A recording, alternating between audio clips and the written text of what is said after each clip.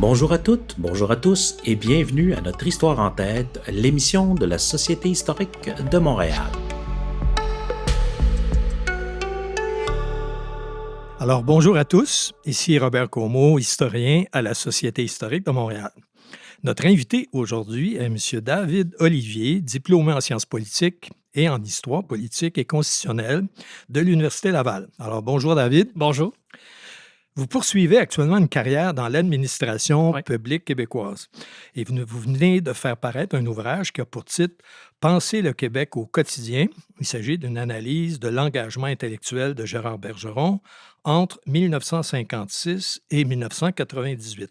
On se souvient que M. Bergeron est décédé en 2002. Oui. Alors, qu'est-ce qui vous a amené à choisir comme sujet de votre mémoire en histoire l'engagement d'un politologue de Québec? Il faut savoir que, comme vous l'avez dit, j'ai un diplôme en sciences politiques à l'Université Laval et curieusement, je n'avais jamais entendu parler de Gérard Bergeron durant mon parcours au baccalauréat. On n'en avait pas fait allusion.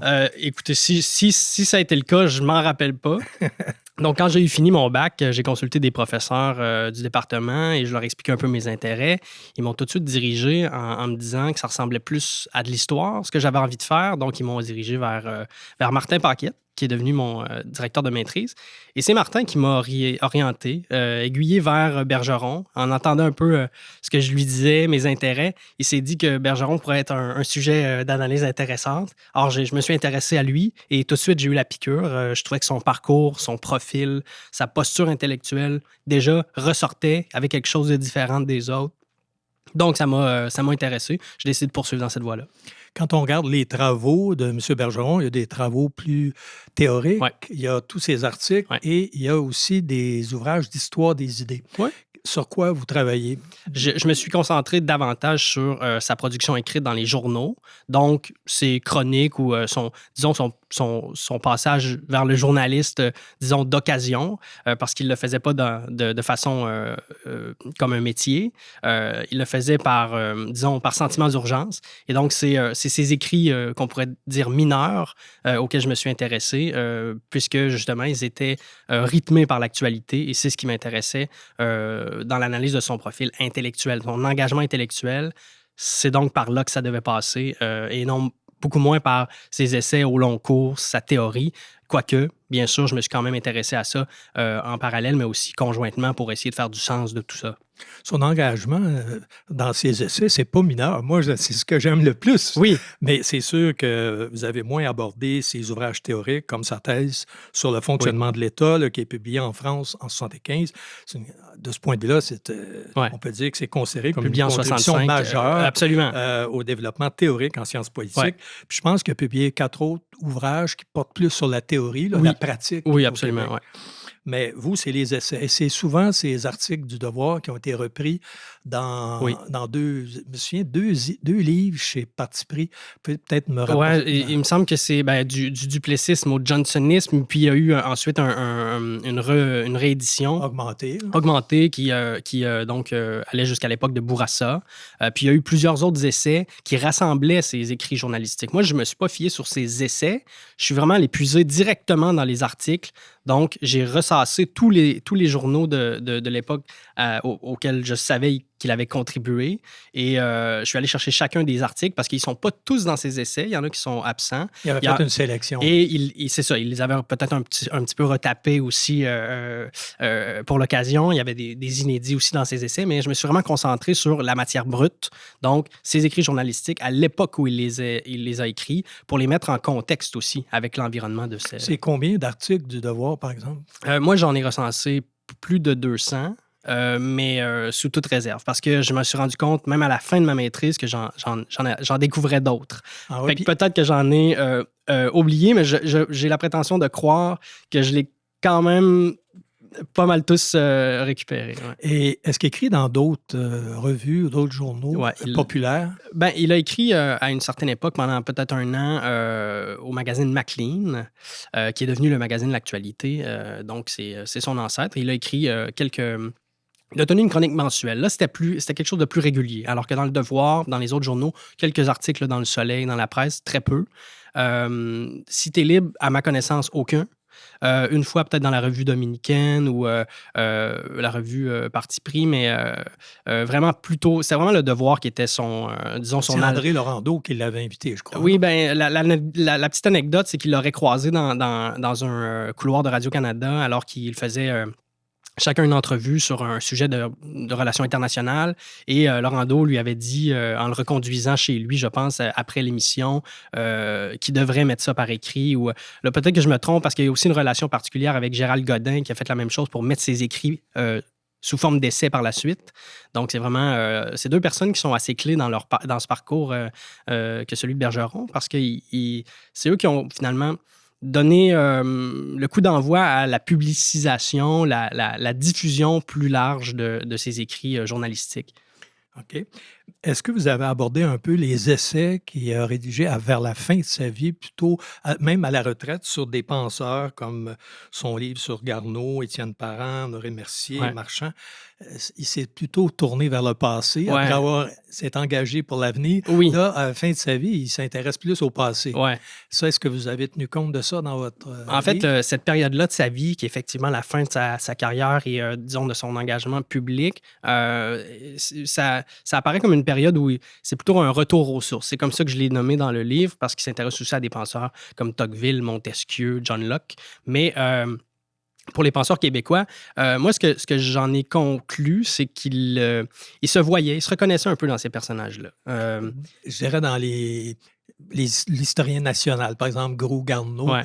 il se voyait un peu comme ça, comme celui qui était préoccupé par la question nationale. Oui. C'est drôle parce que c'est un spécialiste des relations internationales Ouais. d'abord. Hein? Oui, mais il disait aussi que la question du Québec, c'est pas une question qui est pas d'ordre international, puisque justement la question nationale du Québec déborde les frontières de seulement la petite nation, la petite province. C'est pas du simple provincialisme, disait-il, c'était plutôt vraiment une question d'ordre national et donc international.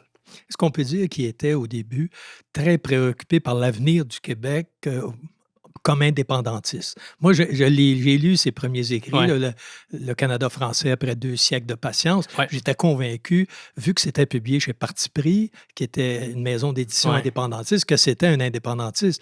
Mais après avoir lu votre mémoire, j'ai commencé à douter qu'il y avait il semblait avoir deux Bergeron. Ouais. Il y avait le militant indépendantiste, puis il y avait le savant expert qui ne voulait pas s'afficher. Mais enfin, on va revenir sur Oui. cette question-là. Disons que revenons plutôt à ses premiers écrits au Devoir. Pourquoi il prend le pseudonyme d'Isocrate? Je pense que c'est jusqu'en 56 à 63. Ouais. On peut dire vous dites qu'il est masqué à ce moment-là. Ouais, Pourquoi? c'est un peu un jeu de langage, là. C'est pour dire, en fait, que quelqu'un de masqué, c'est pas quelqu'un qu'on voit pas. On le voit, mais on sait pas c'est qui. OK. Donc, à ce point de vue-là, il était une personnalité publique, mais il se nommait pas comme le professeur de l'Université Laval ou l'expert. Il voulait parler en citoyen libre. C'est la manière dont je le voyais au départ.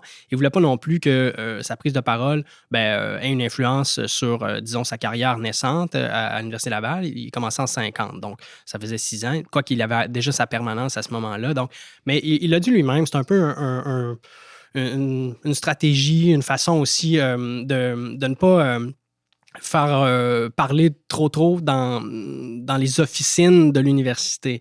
Il y a une certaine faune, dit-il, à l'université qui fait en sorte qu'il y a beaucoup ça se parle beaucoup, puis il y a des choses, des rumeurs, bon, bref, il a dit ces mots-là, mais je pense qu'il voulait éviter tout ça, cette espèce de discussion un peu. Il voulait être entendu pour ce qu'il disait. C'était ça l'important. Est-ce qu'il avait peur de Duplessis ou des retombées contre le Père Lévesque à Laval?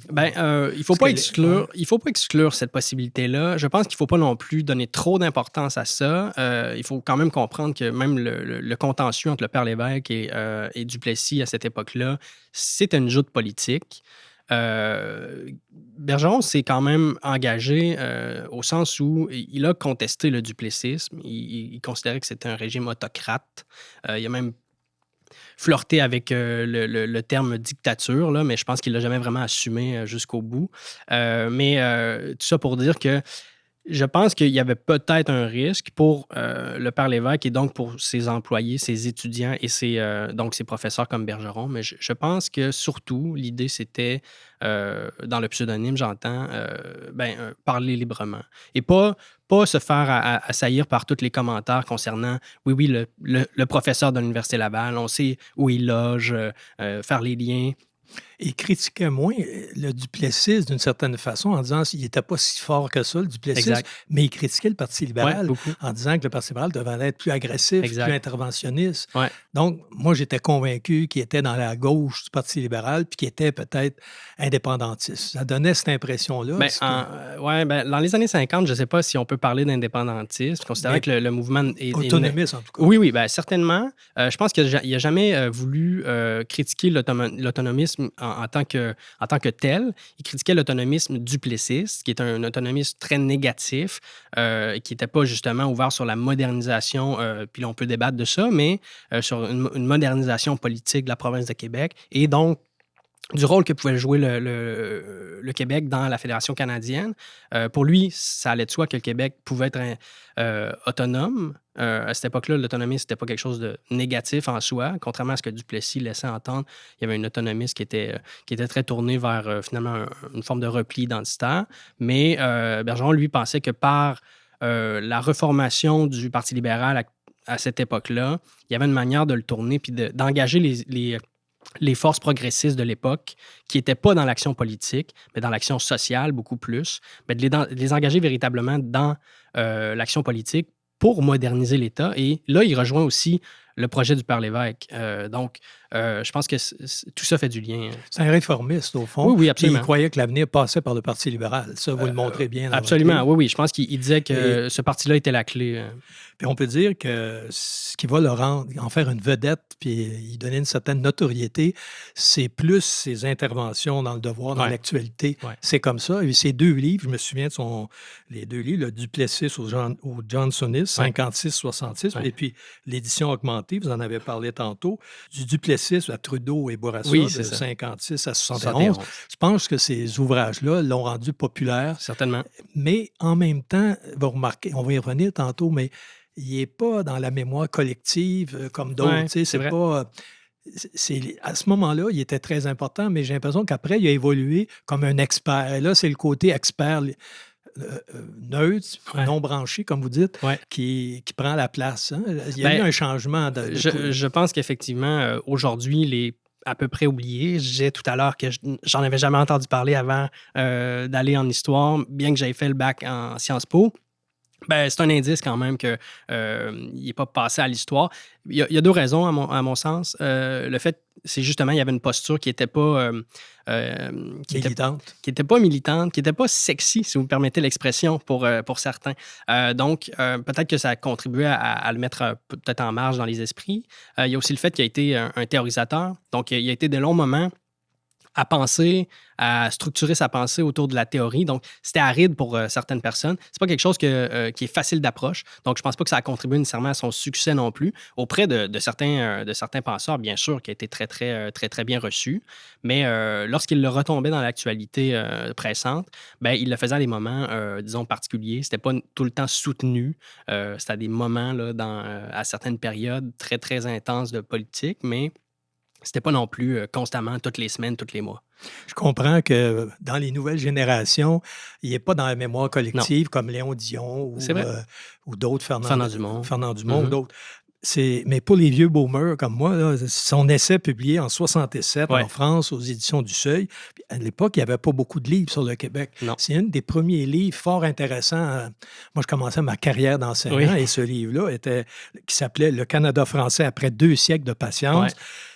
Ça présentait un certain optimisme vers la souveraineté. Déjà, il laissait entendre aux Français qu'on s'en allait là.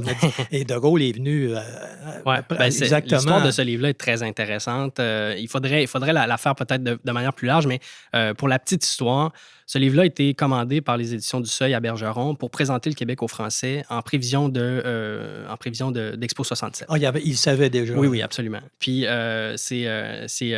l'éditeur de ce livre-là a proposé à Bergeron de faire cet essai. Et Bergeron l'a pris comme un appel aussi à la France. Après 2 siècles de patience, ben, c'est ce que ça veut dire. Hein. On a été patient pendant 2 siècles. Maintenant, c'est à vous. Venez vers nous. Là. Et là, votre De Gaulle va même s'excuser au nom des rois qui nous ont abandonnés. Si on lit bien l'ouvrage, il y a certains passages où on sent que lorsqu'on le met en relation avec le passage de Gaulle et ses discours, De Gaulle semble curieusement répondre à Bergeron. Et il y a des preuves, il y a des preuves. Bon, il faut toujours être prudent. Mais moi, je suis assez confiant de dire que De Gaulle a lu l'ouvrage avant de venir et qu'il s'en est probablement inspiré pour certains. Vous pourriez faire un article là-dessus, ça serait un bon sujet. Mais bon, sous toute réserve. En tout cas, ce qui est assez amusant, c'est que dans ses autres essais sur la question nationale, il est beaucoup plus nuancé ou pessimiste. Ouais. Par exemple, en 1977, il intitule l'ouvrage « L'indépendance, oui, mais ». Ouais. Il y a un « oui, mais ». Et puis en 1979, là, c'est encore un titre assez précis, « Incertitude d'un certain pays, le Québec et le Canada dans le monde, 58-78 ». Comme beaucoup d'intellectuels dans notre histoire, il a rêvé, je pense, d'un autre destin pour le Québec. Ouais. Puis assez rapidement, il va se faire le porte-parole de ceux qui voulaient changer la Constitution de 67. Certainement, ouais. Est-ce que de ce point de vue-là, il n'y a pas un peu une déception pour ceux qui l'ont suivi? Parce qu'après ça, il ne veut pas se prononcer. À plusieurs reprises, on lui demande, quand il y a eu des gouvernements péquistes, on lui demande son avis. Et il s'était...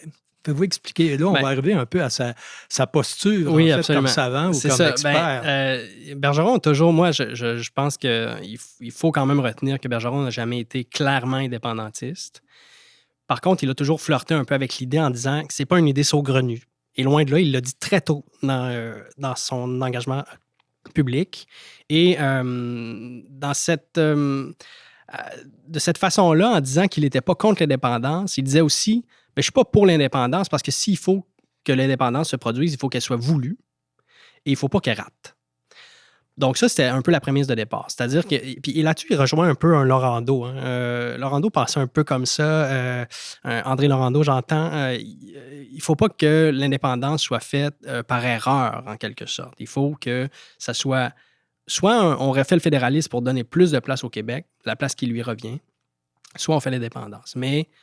on va tout essayer pour réformer le Canada avant tout, parce que c'est la façon la plus certaine d'y arriver et la plus sécuritaire pour certains. Il a dit pas en ces mots-là, peut-être qu'il critiquerait la manière dont je l'interprète, mais il faut quand même, je pense, retenir qu'il a toujours priorisé une réforme du fédéralisme canadien pour donner la place qui lui revient au Québec, plutôt que de passer par l'indépendance, qui lui semblait un moyen périlleux. Je dirais ça comme ça. Parce qu'on ne fait pas l'indépendance juste pour avoir une reconnaissance du Canada. C'est un peu ça. Il dit qu'il aurait fallu bien m'expliquer, ce que, évidemment, on n'a pas fait, les raisons fondamentales de faire l'indépendance, c'est-à-dire se gouverner soi-même. Exact. Et là-dessus, mais je pense que la différence avec Laurando sauve quelques passages dans son journal où là, il dit « j'ai le goût d'être indépendantiste quand je vois ce qui se passe en faisant la tournée au Canada ». Laurando n'était pas indépendantiste. Non. Il rêvait, mais... c'est ça. Mais de la même façon que Bergeron, je pense qu'il n'était pas dans le Canada français. Moi, peut-être un souvenir erroné. Moi, quand je l'ai lu pour la première fois, c'est l'impression que j'ai aussi, mais par la suite, parce que... puis, écoutez, on n'est pas dans sa tête. À cette époque-là, peut-être qu'il l'était plus, qu'il l'était moins, mais en voyant ses autres textes, en le mettant en relation avec les autres textes qu'il a écrits, notamment dans les journaux, je pense que c'est clair qui priorisait une réforme du fédéralisme canadien. Mais il n'a jamais considéré l'indépendance comme une idée saugrenue. Il flirtait un peu parce que ça aidait sa cause à lui, qui était celle de refaire la Constitution qui reconnaîtrait le Québec. Absolument. Mais par contre, c'est vrai, vous l'avez bien développé, il ne critiquait pas l'indépendance. Il disait que ce n'était pas une idée saugrenue, c'était pensable, mais il ne la rejetait pas. C'est ça. Il disait un peu ambigu. Il disait les indépendantistes sont très éloquents sur le pourquoi, mais très peu sur le comment. Et lui, c'était ça. Son motto, c'était comment est-ce qu'on va y arriver? Expliquez-moi comment on va le faire, puis peut-être que je deviendrai indépendantiste. Mais on est d'accord, il était nationaliste, fédéraliste. Certainement. Et ce qui m'a frappé, c'est dans votre conclusion, vous concluez votre ouvrage en écrivant qui est un représentant de l'école québécoise du fédéralisme, qui a en tout cas un nouveau courant qui pourrait s'inspirer. Il pourrait s'inspirer de l'engagement de Bergeron. Il me semble que ce n'est pas un beau modèle pour les fédéralistes parce que c'est assez ambigu comme promoteur de fédéralisme. Bergeron a quand même été très, très précis sur certaines propositions qu'il a fait de réforme du fédéralisme. Et quand je regarde ça, je me dis, il est quand même pas si loin de ceux qui aujourd'hui, en fait, prônent ce qu'on appelle le fédéralisme multinational. Donc, une forme de fédéralisme qui est asymétrique et qui donne une place aux nations qui forment un pays. Un pays peut comporter plusieurs nations. La preuve, je pense que le Canada en est une belle. Nation québécoise, les nations autochtones aussi. Puis ben là, on peut voir si on considère le Canada anglais comme une nation. Là. Ce serait à eux de se prononcer là-dessus. Mais je pense qu'il y a certains penseurs, dont Alain G. Gagnon, Guy Laforêt, par exemple, qui sont dans cette lignée-là, qui, après les échecs de Meach et de Charlottetown, ont commencé à vraiment avoir une déception. Ça a été le cas de Bergeron, beaucoup. Quand vous parliez de déception à la fin de sa carrière, là, c'était vraiment après Meach, c'était difficile, je pense, pour lui. Mais il a quand même été de ceux qui, avant Meach et jusqu'au bout, ont prôné une réforme du fédéralisme qui allait dans le sens de ce qui, aujourd'hui, les penseurs du fédéralisme multinational prônent. Donc, moi, je vois une filiation. Elle n'est peut-être pas directe, mais je pense qu'il y a beaucoup de, comme Guy Laforêt, c'est beaucoup inspiré de Bergeron. Je pense qu'il en a parlé à plusieurs occasions. Il a beaucoup apprécié son œuvre et il l'a connu d'ailleurs. Je pense que ça a joué pour certains intellectuels qui sont encore avec nous aujourd'hui que l'influence de Bergeron. Au fond, il a toujours été pour une espèce de continuité. Il était contre la rupture. Hein? On peut dire que c'est plus celui qui aurait voulu un fédéralisme dans le prolongement, amélioré, réformé. Mais c'est assez étonnant, après 200 interventions au devoir, après 40 ans de rêve, si je peux dire, parce que, au fond, les penseurs là, de la lignée d'Alain G. Gagnon, que j'ai bien connu à l'UQAM, il a produit beaucoup de rêveurs qui rêvent à un État, mais on sait très bien que c'est complètement utopique. Jamais, dans la réalité, le Canada va pouvoir se donner ça avec les règles actuellement. Il y a quelque chose d'un peu incroyable de rêver à l'intérieur du cadre fédéral comme ça, en sachant très bien que les règles ne permettent pas un changement important dans le sens de Bergeron. Il me semble qu'à la fin de sa carrière, il aurait pu, au lieu de se retourner vers le passé, il aurait pu peut-être analyser la réalité puis l'échec. C'est peut-être un indice. Est-ce qu'il n'y a pas un déni à la fin? Écoutez, je ne sais pas.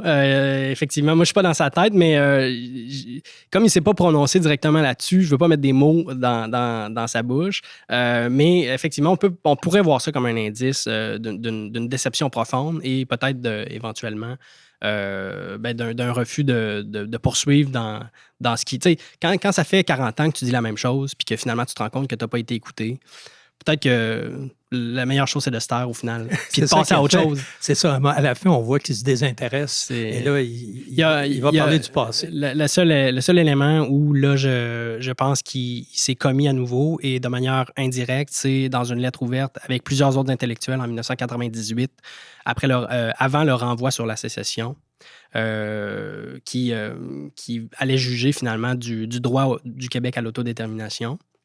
Et lui, dans cette lettre ouverte, signée notamment par Guy Laforêt également, Alain G. Gagnon, je pense aussi, eux disaient, c'est pas aux juges et aux tribunaux de décider, c'est aux politiques, c'est une décision politique qui revient au Québec.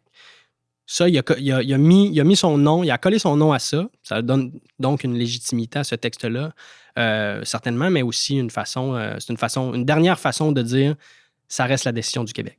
On va s'arrêter pour une pause, mais on va revenir sur le personnage de Gérard Bergeron.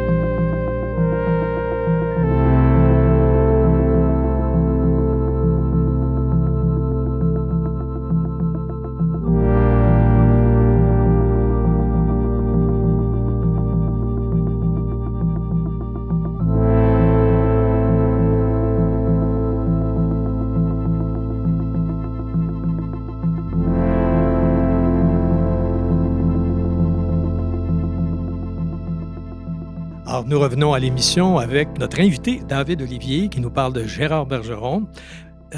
J'ai eu beaucoup de difficultés à trouver des données biographiques. Mhm. Est-ce qu'il y a eu des travaux réalisés sur son parcours, pas seulement intellectuel, mais c'est ce que vous avez commencé à défricher et tout ça, les réactions? Est-ce qu'il y a des choses qui sont importantes, à part une entrevue, je pense, avec M. Blouin? Ou... Oui, le livre Entretien avec Jean Blouin. Effectivement, c'est peut-être disons, le livre ou l'élément, le document qui va de plus dans l'intimité du personnage, mais il n'y a pas de biographie, il n'y a pas d'autobiographie, il n'y a pas de mémoire. Mais il y a quelques hommages qui lui sont rendus par certains, dont un volume. Là, tu vois, on fait des mélanges là, pour les universitaires, mélange en l'honneur de... Bon, ben, il y en a un en l'honneur de Gérard Bergeron. Il y a quelques éléments là-dedans qui retracent un peu son parcours, qui donnent des bribes d'informations sur... son parcours professionnel, mais aussi sa vie en général, mais très peu. Comment il s'est impliqué au département? Parce que finalement, c'est le fondateur du département de sciences politiques à Laval. Ouais. Est-ce qu'il était proche des gens comme Dumont? Qui étaient les autres profs à ce moment-là? Il a fondé le département de sciences politiques avec Léon Dion, déjà, Maurice Tremblay. Donc, certainement, il était proche, ne serait-ce que... La Montagne, Maurice Lamontagne. La Montagne, oui. Non, Tremblay, je pense. Il y a un Tremblay. Oui, c'est ça. Il y a un je me mêle tout le temps entre les deux. Il me semble que c'est Tremblay là, au département de sciences politiques. Et il y avait donc certainement une connivence intellectuelle avec ces deux-là, mais peut-être plus au niveau disciplinaire. Je ne crois pas que c'était nécessairement au-delà de des collègues, des amis. Par contre, je sais qu'il était ami avec Fernand Dumont, qui a été son étudiant d'abord. Donc, je pense qu'il y a eu de la facilité à se faire certains amis des générations suivantes. Mais on a très peu d'informations sur... Ses relations avec le Père Lévesque, il n'y a pas une correspondance? Il y a une partie de correspondance. Moi, la correspondance que j'ai relevée, c'est celle où il n'était pas encore à l'Université Laval, c'est-à-dire qu'il était au Collège de Lévis à cette époque-là. Il voulait rentrer à la Faculté des sciences sociales. À cette époque-là, c'était encore une école, mais l'année où il est rentré, ça faisait 1 an là, que c'était devenu une faculté à part entière. Il est rentré dans un département de sociologie, absolument. Puis il se retrouve fondateur du département de sciences politiques. La sociologie, c'était la discipline maîtresse à l'Université Laval. Il y avait peu de départements qui traitaient des questions sociales autres que le département de sociologie. Il y a eu un institut d'histoire, éventuellement. Puis les départements se sont tranquillement, pas vite, autonomisés, dont celui de sciences politiques en 1954. À la question « Quelle sorte de personnalité ?» j'ai retrouvé dans votre livre, vous allez retrouver là, mes interventions. C'est pas un homme de colloque. Il travaille en solitaire. Il aime beaucoup l'écriture. Il n'aime pas intervenir à l'intérieur de l'institution. Il était assez optimiste et souriant. Je ne sais pas, je ne le connais pas, je ne l'ai pas connu. Il était très soucieux de la démocratie. Ça revient souvent, la peur que ça dérape. Même, il critique sévèrement les militants trop radicaux du PQ. Il intervient, c'est ça, pour modérer les radicaux. Et il y a une fameuse éthique de la responsabilité. Voulez-vous nous parler de son éthique? Vous en parlez beaucoup de son côté, qui ne veut pas être un militant, qui veut être un expert savant. Alors, j'aimerais ça que vous... Parce que c'est très présent dans votre livre. C'est le cœur. En fait, c'est le cœur de l'argument. L'idée, c'est de dire, quand je lisais Bergeron, je voyais bien là, que c'était pas un militant ou que c'était pas quelqu'un qui... Bon, il a pris position, ça, c'est indéniable. Il a pris position contre le Duplessis, mais comme vous le disiez tantôt, il a aussi beaucoup critiqué le Parti libéral pour son inaction devant le Duplessis. Donc, il jouait toujours un peu sur les deux tableaux. Ça, c'est ce qui m'a inspiré, le fait que, il n'était pas... Ça vous a inspiré, mais ça ne vous a pas exaspéré. Non, ça ne m'a pas exaspéré. Au contraire, je trouvais ça rafraîchissant parce qu'on en voit peu de ces personnages-là qui réussissent à maintenir une éthique de l'engagement public du savant. C'est de la manière dont je l'ai nommé, mais je suis arrivé par là en m'intéressant à le lien entre le savant et le politique. Bon, et là, la référence à Weber, l'éthique de responsabilité. Cette éthique-là, pour Bergeron, c'était une façon de dire... Je ne veux pas me présenter en expert à tout prix. Je vais prendre position, je vais être critique envers les dirigeants, ceux auxquels je m'adresse, mais je ne vais jamais leur dire quoi faire. Par contre, je vais leur dire, si vous voulez arriver à tel résultat, le moyen que vous prenez n'est peut-être pas le bon ou peut-être que vous faites fausse route. Par contre, je ne dirais pas, c'est la direction dans laquelle vous allez. Mais il va prendre toujours l'expression non-branchiste, là, c'est lui qui a développé ça en réaction à l'intervention de René Lévesque, qui intimait à Gérard Bergeron qu'il était peut-être temps de se brancher justement sur la question de l'indépendance. Et il a dit non, moi je ne me brancherai pas, c'est pas mon rôle. Il y a assez de gens branchés qu'on n'a pas besoin un de plus. Parce que de toute façon, sa voix aurait été probablement perdue dans l'ensemble des autres voix militantes. Donc il s'est dit, peut-être la meilleure façon d'être pertinent, c'est de dire, moi, je ne prendrai pas position, mais je vais vous dire par contre, si vous voulez arriver à votre objectif, les moyens que vous devez prendre, vous devez les assumer. Vous employez l'expression parésias de la Grèce antique. Ouais.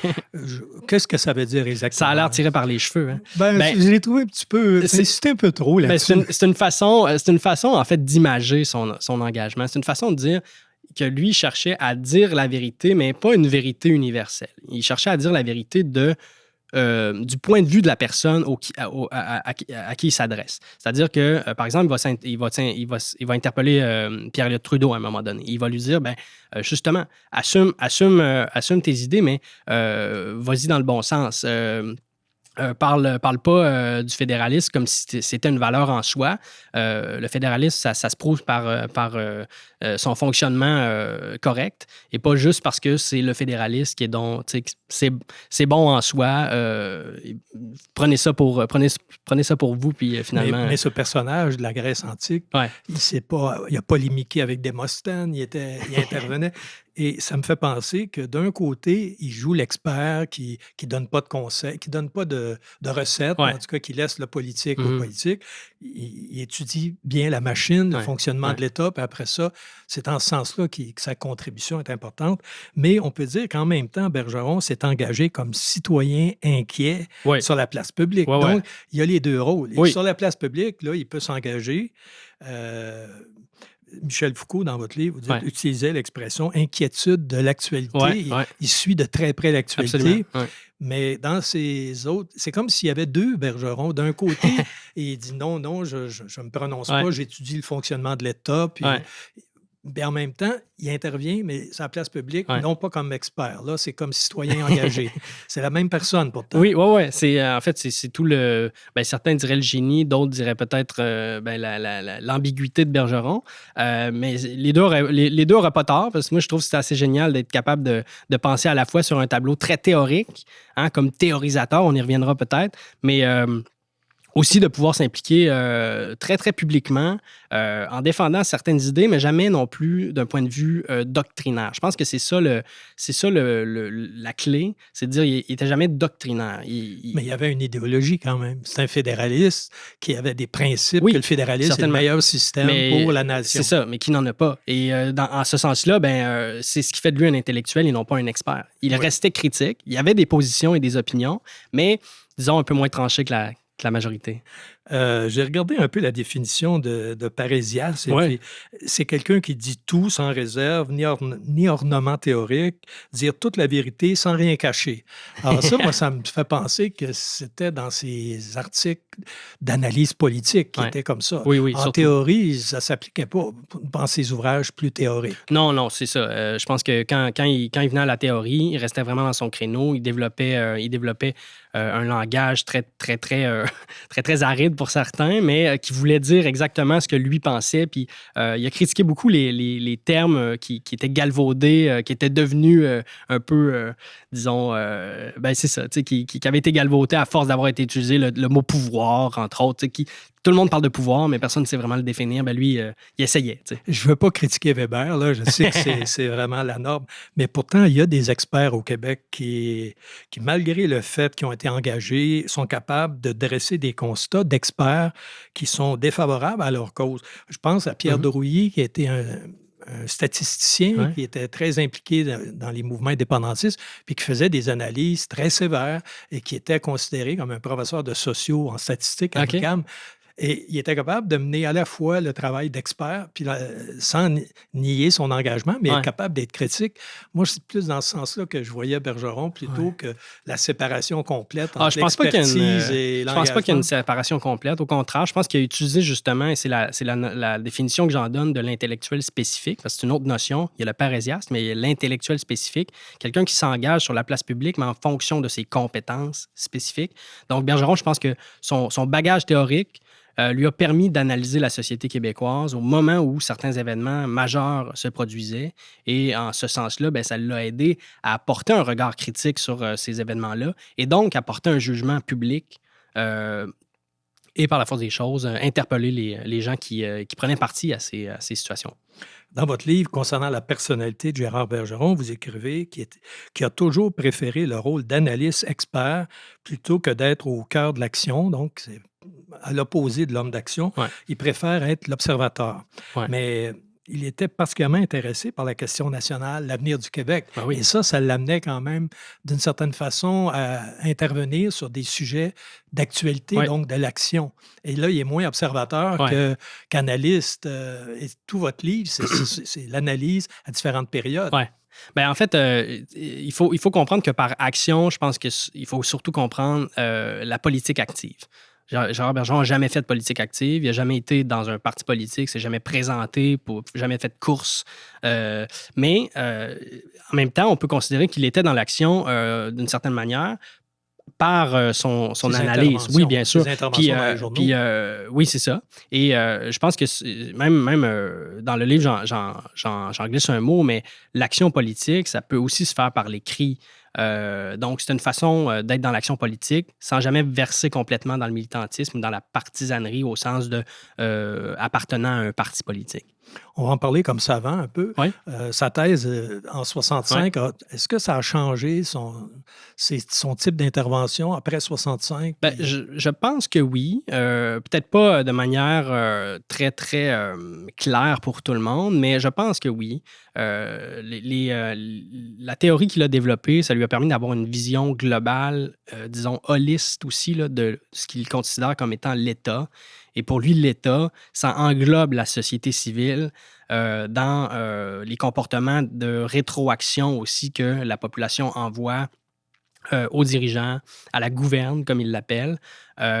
Et parmi cette population-là, il y a certains groupes, notamment les journalistes, notamment les intellectuels, comme lui en a été un. Donc, je pense que lui se voyait dans ce tout étatique qu'il avait théorisé lui-même. Donc, je pense que sa théorie témoigne aussi de sa volonté de s'insérer lui-même et de comprendre sa situation dans sa propre société. Et la manière dont il l'a théorisé peut servir évidemment à bien d'autres sociétés, à l'analyse de bien d'autres situations aussi. Et comme d'autres l'ont démontré, cette théorie-là, qu'il a développée au fur et à mesure, parce que la thèse, c'est la pierre angulaire, mais il a aussi commis d'autres ouvrages théoriques. Et il a montré qu'elle était applicable aussi. Et donc, il y a plusieurs chercheurs là, par la suite qui sont inspirés de sa théorie pour, entre autres, analyser les journaux, la manière dont ça s'était présenté, la manière dont les comportements des électeurs et des citoyens ou du politique se produisaient. Donc, je pense qu'il y a quand même... Ça lui a permis d'analyser la politique et sa société d'une façon, disons, peut-être plus rigoureuse, différente en tout cas de bien d'autres penseurs. Dans ses ouvrages théoriques comme Pratique en 84, il y a à la fois un mélange de théorie et en même temps des analyses de crise. Oui, il analyse 3 crises. Exact. Je ne sais pas si on peut les ramener. Je ne pourrais pas les dire de mémoire, mais... Mais c'est un peu ça. Il fait l'analyse au moment de crise, comment on a réagi, les fonctions de l'État et comment les dynamiques, finalement, se sont déroulées à l'intérieur de l'État. Et ça, c'est très reconnu. Il y a eu des prix, je pense. Je ne pourrais pas dire exactement pour quel ouvrage, mais effectivement, en carrière, il y a eu plusieurs prix. Il y a eu le prix de l'ACFAS en 64. Je sais qu'il y a eu le prix du Québec en 89. Mais c'est qui son influence? C'est qui est dans le prolongement de sa pensée? Bonne question. Est-ce que c'est Martin? Je vais vous donner quelques noms. Dumont, je ne pense pas, mais peut-être Yves Martin, Gérald Fortin, Claude Morin, je pense, c'était son... Peut-être. Ça a été peut-être un étudiant. Parce qu'ils ont été étudiants, eux autres, dans les années 50. Au début de sa carrière. C'est possible. Je ne pourrais pas dire pour ces noms-là en particulier. Moi, ceux que je pense ont été très influencés, il y a Vincent Lemieux. à l'Université Laval, beaucoup de gens à l'Université Laval. Lionel Ouellette, qui a été plus dans l'administration publique. Quelqu'un comme Rivet, M. Rivet, là, de l'Université Laval en communication. Il a adapté une partie de la théorie aussi de Bergeron à sa propre étude des communications. Donc, clairement, il y a eu une influence. Évidemment, il y a eu des relations aussi, là, je pense... ceux qui ont écrit l'ouvrage Le mélange en l'honneur de Bergeron, il y en a quelques-uns là-dedans qui reconnaissent leur dette, disons, envers Bergeron à ce niveau-là. Donc, je pense qu'il a influencé plusieurs personnes. Ouais. Surtout Vincent Lemieux, je pense. Je pense que Vincent Lemieux était très... l'analyse des réseaux, beaucoup, là, c'est sociologie des réseaux. Il y a beaucoup de... c'est un des premiers aussi qui s'est intéressé à l'électorat et tout ça, ouais. J'aimerais revenir à la question de tantôt. Même si Bergeron s'est toujours présenté comme un non-partisan, non-branché, ça revient souvent, beaucoup, est-ce qu'il serait juste de le considérer comme un nationaliste qui a cru à un changement constitutionnel possible et qui a toujours milité en ce sens-là, en disant en parole qu'il y avait toujours deux choix, l'indépendance ou l'autonomie, mais en fait, dans sa tête à lui, il y en avait juste un choix.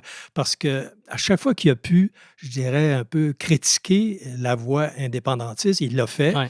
Et quand ça chauffait un peu, il était très dur, puis il appuyait l'évêque d'être plus sévère envers ceux qui étaient trop radicalement indépendantistes. Ouais. Donc, en théorie, je dirais, il met les deux options sur le même pied. Ouais. Puis en fait, moi, je trouve qu'il y a quelque chose d'un peu... je dirais pas malhonnête, mais un peu bizarre. Moi, j'aimais beaucoup le Bergeron du début. Puis à un moment donné, je me suis dit, mais il joue double jeu. Dans le fond, c'est un fédéraliste camouflé et qui discrédite subtilement le PQ à chaque fois qu'il pouvait le faire, ou en refusant d'aider le PQ quand je me souviens d'une phrase là, où il dit « Vous n'avez pas besoin de mon point de vue, débrouillez-vous ». Au moment de la commission d'enquête, là, pas la commission d'enquête, mais la commission sur l'avenir constitutionnel, il aurait pu jouer un rôle pour un indépendantiste dans l'âme. Il s'est fait talonner à ce moment-là. Je trouvais pas un peu qui prend prétexte de sa neutralité et que ça n'a pas aidé beaucoup le Québec parce que finalement, il a foiré complètement sur son projet constitutionnel. C'est une façon de dire les choses. En même temps, il ne faut pas non plus... Non, je pense que c'est pas par méchanceté que vous dites ça. Non, mais c'est une déception. C'est une déception de ma part. Puis je pense que lui aussi était déçu. C'est ce qui ressort de ça. Mais je pense que, oui, effectivement, il n'a jamais été, comme je le disais, indépendantiste de manière officielle. Il n'a jamais flirté. Il a flirté dans le sens avec le PQ en disant votre option est légitime. René Lévesque, pour lui, c'était la figure de proue du mouvement indépendantiste et il désirait qu'il reste cette figure-là parce qu'il considérait que l'indépendance, si elle devait se faire de manière démocratique. Et ce qu'il craignait le plus, c'est finalement que ce soit la démocratie qui en pâtisse si jamais ça avait à se produire. Donc, je pense qu'il valorisait davantage la démocratie que tout autre changement politique, dont l'indépendance. Mais oui, je pense qu'il est resté toujours fédéraliste, réformateur avant d'être indépendantiste. Par contre, il a soutenu le PQ dans différentes... par exemple, sur la Charte de la langue française, il était très favorable. Il ne s'est pas caché de ça. Il a pointé un certain nombre d'angles morts, peut-être que lui voyait, là, mais quand même, il a soutenu le fait français langue officielle au Québec et bon, tout ça. Je pense qu'effectivement, là, il faut quand même reconnaître qu'il a été, je dirais pas malhonnête, mais il s'est gardé une réserve, c'est la manière polie de le dire. C'est ça, un petit peu décevant. Mais dans son livre d'entretien avec Jean Blouin, de l'autre côté, ça s'appelait « De l'autre côté de l'action », c'est un ouvrage publié en 82 chez Nouvelle Optique. J'ai vraiment me suis préparé Il reproche à ceux qui ont tenu le discours de la décolonisation pour décrire la situation du Québec comme une erreur. Là, il dit ils ont plaqué ça sur notre expérience qui est particulière. Il dénonçait en particulier la mystique révolutionnaire et incapable de saisir politiquement le ressort. Il était bon dans la critique, mais est-ce qu'il y a eu des interventions positives pour l'indépendance? Est-ce que vous en avez vu? Moi, j'en ai cherché. J'en ai pas vu souvent, sauf j'ai trouvé un peu plus tard, quand il va suivre évidemment René Lévesque, tout en critiquant l'insistance sur le bon gouvernement. Et ça, je trouve que c'est une bonne remarque. Ouais. Il dit que la dédramatisation de l'option, conséquente à la doctrine du bon gouvernement, conduit nécessairement à soustraire à l'idée d'indépendance son caractère mobilisateur. Donc, il est très bon analyste, mais il aurait pu peut-être positivement, comment ça se traduit si tu ne parles pas du bon gouvernement, tu vas comment parler de l'avenir, comment parler des raisons profondes. Ça, il n'est pas là. Ben, je pense que non. Il s'est gardé, encore une fois, une gêne. Je pense que ce qu'il voulait dire par là, c'est nécessairement essayez pas de berner les gens en parlant d'autre chose que de l'indépendance si c'est vraiment ça votre projet. C'est un peu ce que je disais tantôt. Par exemple, c'est pas lui qui va le faire. Il dit non, c'est pas bon de parler juste du bon gouvernement. OK.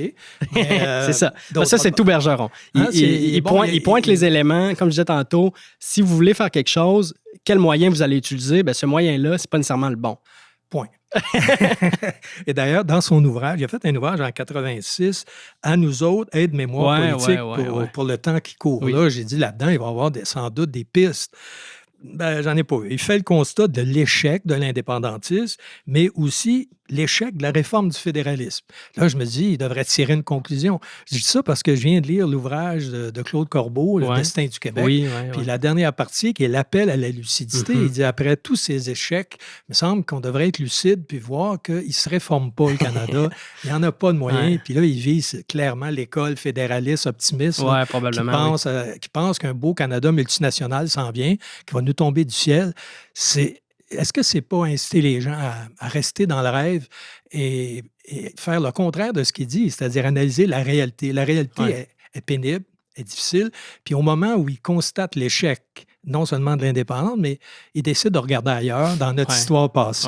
Moi, je ne sais pas, je sais pas comment vous évaluez ça. J'imagine que certains l'ont vécu comme une forme de trahison. En même temps, comme il ne s'est jamais commis officiellement pour l'indépendance, je pense que personne n'a été vraiment déçu de ça. Peut-être les plus déçus étaient ceux qui étaient d'accord avec lui, c'est-à-dire qu'ils ont constaté en même temps que lui l'échec des réformes constitutionnelles, notamment après Meach. Il y en a qui ont continué, qui ont gardé confiance. Je les ai nommés tantôt. Alain Gagnon travaille depuis des années sur ce sujet-là. Puis il est largement financé pour entretenir le rêve qu'il y a une troisième voie. En même temps, c'est pas complètement farfelu non plus. Mais le rêve d'une troisième voie, là, entre l'indépendance et le fédéralisme centralisateur, il y aurait un bon fédéralisme. Est-ce qu'au contraire, la réalité de tous les jours ne montre pas qu'on s'en va pas dans ce sens-là? Je pense que de toute façon, puis moi, je ne suis pas celui qui va faire la prospective. Là. Je suis pas dans le secret des yeux, puis c'est pas mon intention non plus de prendre position aujourd'hui, soit pour l'indépendance, soit pour le fédéralisme. Bergeron, exactement. Bergeron. Mais sur Bergeron lui-même, si lui avait dû se positionner, je pense que ça aurait été contredire tout simplement toute sa posture depuis le début, finalement. Dans son livre, À nous autres, Aide-mémoire politique par les temps qui courent, il analyse très lucidement, je cite, « La doctrine du bon gouvernement, couplée à l'étapisme, ne pouvait conduire l'option qu'à son tombeau. » Excellent, mais qu'est-ce qu'on fait à partir de là? C'est là que je trouve qu'il y a comme un déni, il y a comme un... On ne regarde pas, on va regarder ailleurs. C'est trop laid, c'est pas assez intéressant. Enfin, je suis peut-être trop engagé là, dans non, mais c'est très bien. J'ai adoré je pense lire votre livre. Puis là, je vois que le temps file, puis on ne pourra pas aller très loin. Mais je voulais vous féliciter pour avoir travaillé parce que vous avez été très méthodique, vous avez été systématique, passé à travers les 200 articles. Je vous félicite. C'était du travail. Mais j'aurais souhaité une autre conclusion de votre livre. Moi, je me suis laissé guider par mes sources. C'est votre directeur là, qui vous a influencé. Non, mais si on veut bien en glisser un mot, je dirais quand même que Martin m'a laissé une belle liberté. C'est pas quelqu'un qui intervient, il donne les bons conseils au bon moment. Des fois, il ramène un peu sur la bonne track, comme on dit. Gérard Bergeron, mais écoutez, je pourrais pas nier que ça a été une influence. À travailler 4-5 ans sur un personnage, on en prend les plis parfois. Bon, alors, on doit terminer bientôt. Alors, je vous remercie beaucoup. J'espère qu'on aura l'occasion de revenir. Puis j'incite à publier encore, peut-être d'autres auteurs plus optimistes sur notre avenir. Alors, en terminant, je voudrais inciter les auditeurs et auditrices de lire « Penser le Québec au quotidien, l'engagement intellectuel de Gérard Bergeron, 1956-1998 ». C'est publié donc au PUL. Et c'est David Olivier qu'on a reçu aujourd'hui avec grand plaisir. J'espère qu'on aura l'occasion de se revoir à l'émission. Alors, merci beaucoup, David. Merci beaucoup.